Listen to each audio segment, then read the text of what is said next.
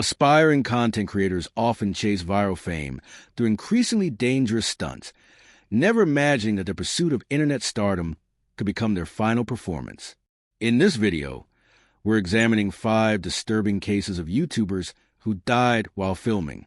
Each happened during challenges so reckless, you'll question what people are willing to risk for views and subscribers. Story 1. The Detroit Sparring Tragedy. It was August 19, 2017. In the heart of Detroit, Michigan, an underground boxing gym sat tucked away inside a converted warehouse. Inside, the atmosphere was oppressive. The afternoon heat had settled into the poorly ventilated space, creating a stifling, heavy air that smelled of old leather and stale sweat. This was the setting for what was intended to be a career-making video for 23-year-old Marcus Rodriguez.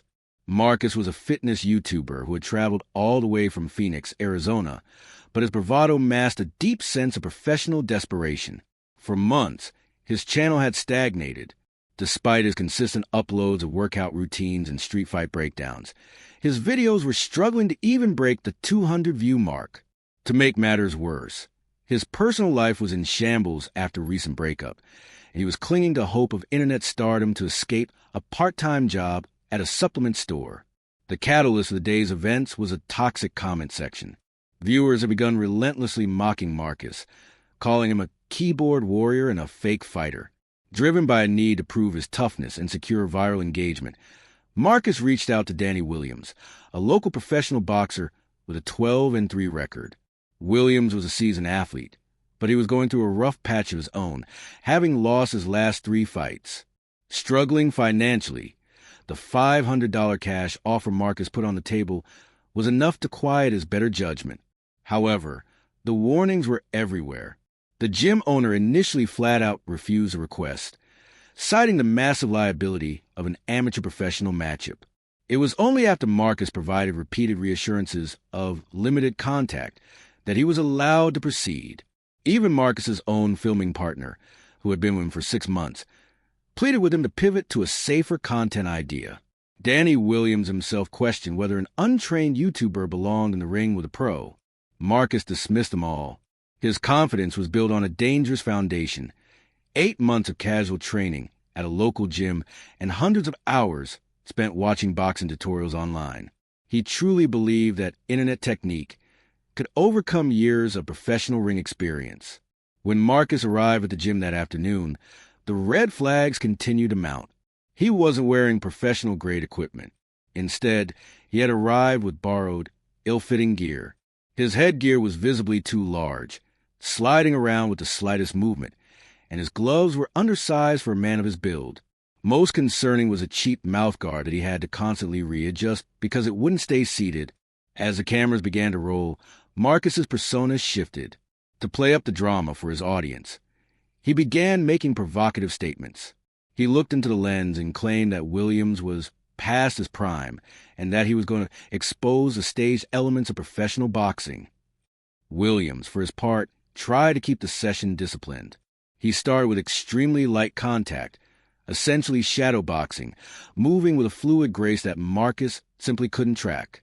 But the light contact wasn't viral enough for Marcus. He began demanding harder hits on camera, accusing Williams of holding back and making the video look fake. Reluctantly, Williams increased his intensity, not to a full sparring level, but to approximately 30% power. The shift in energy was instantaneous. Marcus immediately showed signs of panic. His footwork, which looked decent in his tutorials, completely deteriorated. He began swinging wildly, his defensive awareness vanishing as he realized the sheer physical gap between a hobbyist and a professional.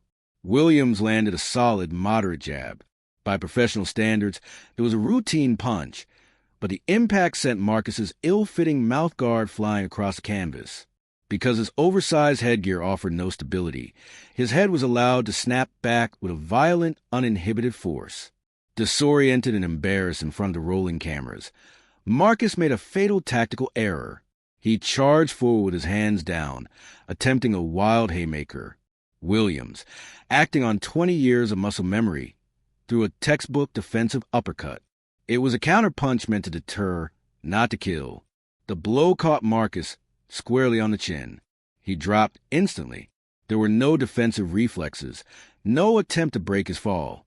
His head struck the canvas with a sickening, audible thud that echoed to the silent warehouse. Williams immediately stepped back, his face turning from annoyance to pure horror. There were no medical personnel on site. Staff tried to provide basic first aid, but it was clear that Marcus was gone. Emergency services arrived within 7 minutes, but Marcus never regained consciousness. He was transported to a trauma facility where neurological tests revealed massive brain swelling and cerebral hemorrhaging. 3 days later, Marcus Rodriguez was pronounced dead. The aftermath was a grim reflection of the risks of clout chasing. The footage Marcus had hoped would make him a star was instead confiscated by the Detroit Police Department.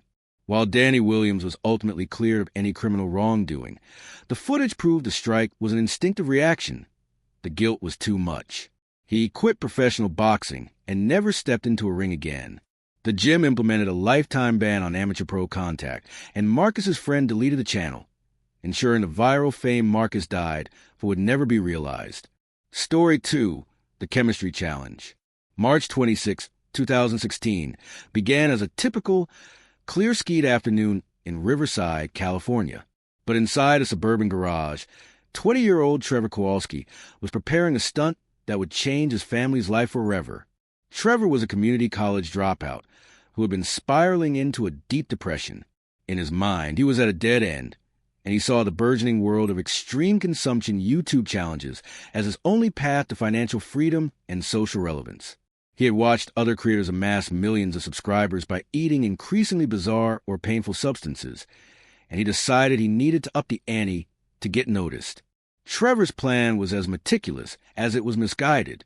He had spent hours on obscure internet forums, reading anecdotal accounts from people who claimed to have safely consumed small amounts of household chemicals. He believed that if he calculated the dosages correctly, he could survive the household chemical challenge and become an overnight sensation. The warnings, however, were impossible to ignore.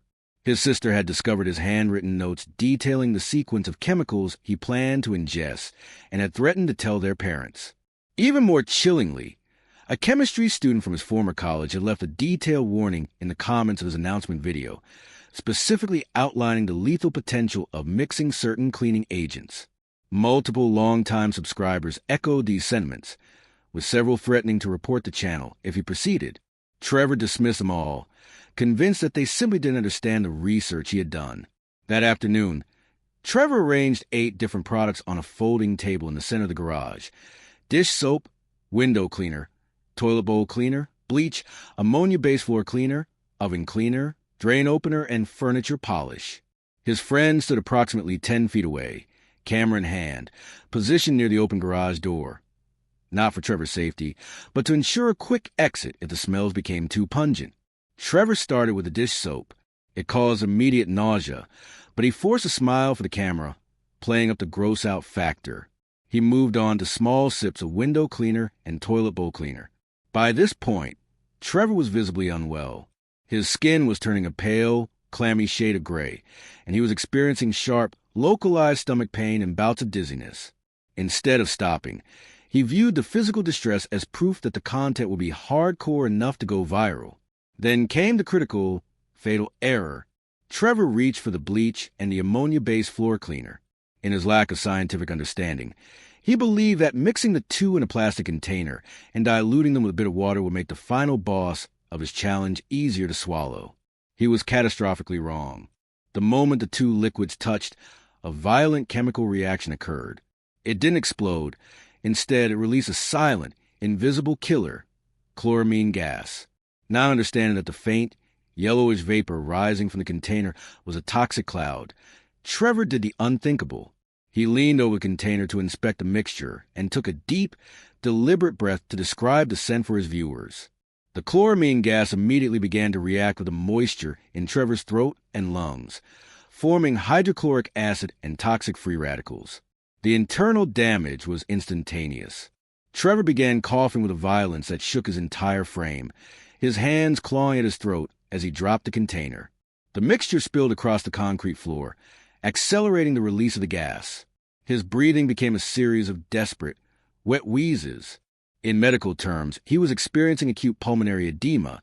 His lungs were rapidly filling with fluid as a reaction to the chemical burns. His friend, now coughing himself as the odor reached him, dropped the camera and dialed 911. The garage had become a gas chamber. Paramedics arrived within 8 minutes, but the environment was so toxic they had to utilize breathing apparatuses just to retrieve Trevor's body. They found him unconscious with blue lips and fingernails, the telltale signs of severe oxygen deprivation. Trevor died in the back of the ambulance.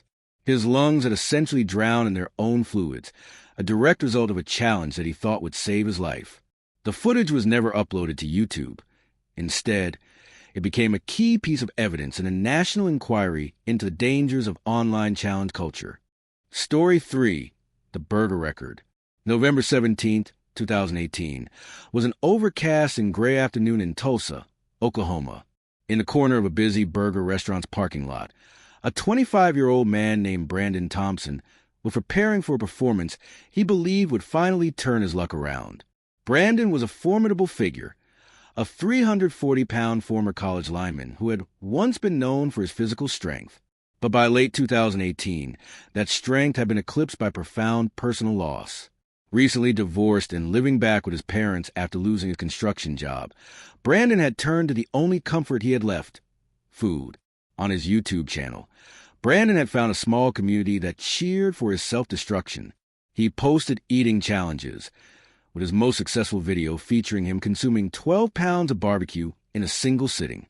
Driven by the dopamine hit of likes and a desperate need for a financial win, Brandon announced his most ambitious stunt yet. He would break the unofficial world record by consuming 32 large burgers in just 1 hour. The red flags were not just psychological, but medical. Brandon suffered from severe acid reflux and dangerously high blood pressure. Just weeks prior, a doctor had warned him that his readings of 180 over 110 placed him at immediate risk for a stroke or cardiac event. His ex-wife had even sent him messages expressing concern over his increasingly erratic and self-destructive behavior. Brandon dismissed it all as haters or lack of ambition. He believed his history as an athlete meant his body could handle the strain. As the cameras were positioned on folding tables in the parking lot, Brandon arranged 50 burgers in neat rows. He wanted the visual of the extra food to make the thumbnail more clickable. His friend pressed record, and the timer began its 60-minute countdown. Brandon started with terrifying aggression. Using a technique he had seen online, he stripped the buns and compressed the meat, shoving multiple patties into his mouth at once. In the first 15 minutes, he had already cleared 12 burgers. He was ahead of the record, but the physical toll was immediate. By the 20-minute mark, his pace slowed. He was sweating profusely, his face turning a deep, alarming shade of red. His breathing had become heavy and labored, and his stomach was visibly distended, pressing hard against the fabric of his shirt. At the 30-minute mark, with 25 burgers consumed, the performance began to look like a medical emergency. Grease and sauce covered his hands and face, and his eyes were glazed with a mixture of exhaustion and pain. The critical moment arrived 45 minutes into the challenge at burger number 38. Brandon's stomach was filled far beyond its natural capacity. As he attempted to swallow a particularly large piece of meat and bun, his throat seized. He began to choke. In a state of pure, oxygen-deprived panic, Brandon made a fatal decision. Instead of seeking help or attempting to clear his airway, he grabbed a full bottle of soda and tried to force the blockage down with liquid. Shutterstock. The carbonation and the sheer volume of fluid triggered a violent, involuntary rejection from his overfilled stomach. Brandon experienced projectile vomiting, but because the original piece of food was still blocking his airway, he couldn't expel the matter. He aspirated, inhaling the partially digested food and caustic stomach acid directly into his lungs. The sound he made was a wet, gurgling struggle that his friend initially thought was a dramatic act for the camera. The realization hit when Brandon's lips began to turn a deep shade of purple. He clawed at his throat, but his lungs were already failing. His friend frantically called 911, but the damage was done. The combination of asphyxiation and the massive strain on his heart triggered a cardiac arrest. Brandon Thompson died before the ambulance could reach the trauma center. The footage, a haunting record of a man eating himself to death for views, was handed over to the Tulsa police, and the restaurant was forced to implement a strict no excessive orders policy. Story 4. The Homemade Turbo. June 17, 2017, was a day of blistering heat on the outskirts of Las Vegas, Nevada. The desert highway stretched endlessly toward the horizon, shimmering under a relentless sun. For 22-year-old Kyle Martinez, this wasn't just a road, it was a proving ground. Kyle was an employee at a local auto parts store, but his true identity was tied to his YouTube channel, where he documented the process of modifying cheap cars using salvaged, low-budget parts. Kyle's latest project was what he called his masterpiece, a 1998 Honda Civic that he had spent 3 months and $1,200 transforming. The centerpiece of the build was a homemade turbocharger kit. In the world of automotive engineering, force induction is a precise science requiring a deep understanding of air-fuel ratios, compression, and structural integrity. Kyle, however, had dropped out of his community college's automotive program after just 1 semester. He believed that everything he needed to know could be learned through trial and error and a few YouTube tutorials. The warning signs were literal and figurative. A co-worker at the auto parts store, who had years of formal training, had looked at Kyle's setup and expressed serious concerns. He noted that the welding on the intercooler piping was porous and brittle, and the engine hadn't been tuned to handle the massive increase in internal pressure. Even a local mechanic had refused to inspect the car, citing the dangerous, mismatched nature of the components. Kyle's girlfriend had pleaded with him to test the car at a controlled drag strip rather than on a public highway. Kyle dismissed the concerns as jealousy. To him, the rough look of the car was part of its charm, a testament to his DIY spirit. He mounted GoPros inside the cabin and on the exterior of the chassis, eager to capture the high-speed run that he was sure would launch his channel into the mainstream. With his friend following in a chase vehicle, Kyle merged onto Highway 95. The initial moments of the test were exhilarating. As the turbo began to spool, the car felt faster than it ever had before. Emboldened by the success of the first few miles, Kyle decided to push the car to its absolute limit, maximizing the boost settings to a level the naturally aspirated engine was never designed to sustain. At 92 miles per hour, the mechanical house of cards collapsed. Under the immense pressure of the force induction, the poorly welded intercooler piping finally failed, separating with a violent metallic crack. This created a massive, instantaneous boost leak. The engine's computer, unable to compensate for the sudden loss of air, caused the car to backfire through the intake system. A series of loud, gunshot-like explosions echoed to the desert air as flames shot out from under the hood. For a driver at nearly 100 miles per hour, this was a nightmare scenario. Thick black smoke billowed into the cabin, obscuring Kyle's vision and filling the car with toxic fumes. In a state of pure adrenaline-fueled panic, Kyle fought the steering wheel as the car began to weave erratically across the asphalt. He made the one mistake that high-speed driving instructors warn against above all else. He overcorrected. The Civic lurched sideways, the tires losing their grip on the shimmering pavement. The car launched off the shoulder of the roadway at approximately 75 miles per hour. It became airborne briefly before impacting the uneven desert floor and entering a violent roll. The structural integrity of the 1990s-era Honda was no match for the centrifugal force of the crash. On the third roll, the roof collapsed progressively lower into the cabin. Kyle Martinez was killed instantly, suffering severe cervical spine fractures and traumatic brain injury. His friend, watching the horror unfold from the chase car, was the first on the scene, but there was nothing to be done. The footage recovered from the cameras was eventually used by local authorities to demonstrate the lethal dangers of illegal street racing and uncertified modifications. Kyle's friend never filmed automotive content again. Instead, he dedicated his life to becoming a driving safety instructor, using Kyle's story as a grim warning of what happens when. Story 5. The Subway Parkour. September 12, 2015. The sun had not yet crested the skyline of Chicago, Illinois, as a 19-year-old named Alex Petrov slipped through a cut in the chain-link fence of the Norfolk Southern Rail Yard. Alex was a gifted athlete, but his gymnastics career had ended prematurely. After failing to make his high school team due to a perceived attitude problem, he had channeled his frustration into parkour, the art of moving through urban environments with fluid speed. But Alex wasn't interested in the artistry of the sport. He was interested in the validation. He wanted to prove his athletic worth to a world he felt had rejected him. His YouTube channel was his stage.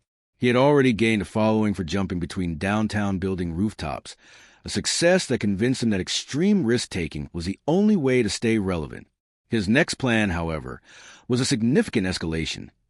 He intended to jump between two moving freight trains traveling in parallel through an active rail yard. The warnings preceding that morning were stern and frequent. Alex's own parkour mentor, a certified instructor with over a decade of experience, had flatly refused to assist him. The instructor explained the terrifying physics of the stunt. When two objects are moving, judging distance becomes an exercise in guesswork, not skill. Furthermore, railroad security had caught Alex on the property twice in the preceding month, issuing formal trespassing warnings and threatening him with arrest. His girlfriend had even threatened to end their relationship, unable to watch him descend into increasingly reckless behavior. Alex dismissed every warning as cowardice. He believed that because he could stick a 12-foot jump on stationary concrete, he could do the same on moving steel. At dawn, while the yard was still draped in shadows, Alex and a friend positioned themselves. His friend stood on a nearby overpass, equipped with a telephoto lens to capture the cinematic scale of the feat. As the rumble of the engines grew louder, two freight trains began to move parallel to one another at approximately 15 miles per hour. Alex took his position on the roof of a stationary car before timing his first move. With a burst of speed, he successfully leaped onto the first moving train, landing on a flatbed car with precision. The adrenaline hit was instantaneous. Emboldened by his success and high on the rush of survival, Alex stood up and began taunting his critics into the camera, celebrating what he thought was a guaranteed viral victory. He then prepared for the final, more difficult jump to the second train. But the rail yard is not a controlled environment. As Alex began to sprint toward the edge of the car, the second train hit a slight, almost imperceptible curve in the track. In a split second, the 12-foot gap he had calculated widened to nearly 15 feet. The curve also shifted the angle of the landing surface, creating a moving target that was receding away from him. Alex leaped anyway. The footage captured by his friend on the overpass is a haunting study in human desperation. Alex didn't land on the roof of the second car. He hit the side, his fingertips catching the cold, rusted edge of the freight car. He hung there, suspended between two massive, moving steel walls for 5 agonizing seconds. He attempted to swing his legs up, his muscles straining for one last gymnastic save, but the momentum of the train and the vibration of the tracks worked against him. His grip strength, weakened by the shock of the impact, finally failed. Alex fell directly into the suicide gap between the moving cars. He was killed instantly by the train's wheels, suffering massive crushing trauma. The aftermath was a grim cleanup for the railroad police. Alex's friend was arrested for criminal trespassing and required years of therapy to cope with the imagery he had captured through his lens. The rail yard increased security and installed higher fencing, but the true legacy of the day was the footage. A permanent record of the moment a young man's need for validation was outweighed by the cold, indifferent laws of physics. The conclusion, the final frame. These cases serve as a somber reminder that in the digital age, the thirst for relevance can lead to a total detachment from reality. We live in a world where the like button has become a currency, and for some, the exchange rate is their own life. When the camera is rolling and the red light is blinking, the line between a viral stunt and a final performance is often thinner than we realize. These creators didn't set out to become cautionary tales. They set out to be stars. But in the end, the very platforms they hoped would bring them fame only serve to document their final moments. The pursuit of the ultimate video is a race with no finish line.